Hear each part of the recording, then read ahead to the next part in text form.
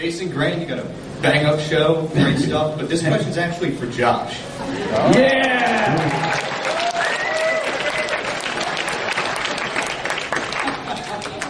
Have you ever thought about not rolling your eyes and making faces at the people who are telling you that they saw these creatures? Good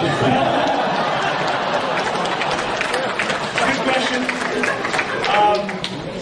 This speaks a little bit to what we talked about a minute ago about what makes the show and what doesn't make the show.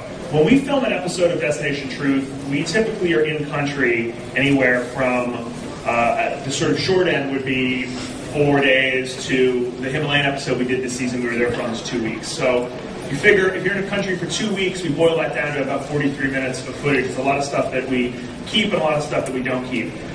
One of the things that we are really, really careful about, and you know, part of the show showcases, you know, the show showcases different things. It's an investigation show, sometimes it's a food show, sometimes it's a travel show, and my sort of, you know, sense of humor and quips and things like that, we try to pepper in throughout the show, but at our core as a production team, we're very, very cognizant and respectful of every person that we meet along the way.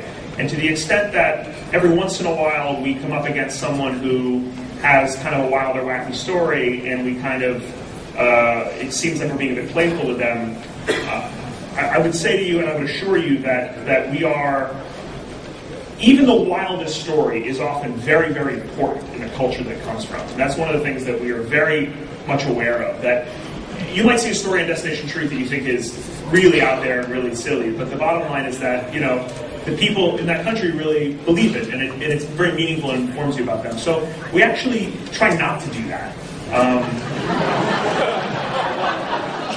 Might want to work on that. Yeah? I think it's great. I think it shows if it's honest, that's the way it is. If it's crazy, roll your eyes. In 2 seasons of doing the show, I feel like I can't really point to anybody who, when the cameras were off and we stopped rolling, I didn't have a great relationship with. Cool. All right, keep on the mermaid hunt. I'm on it, pal. Let him know when you find one.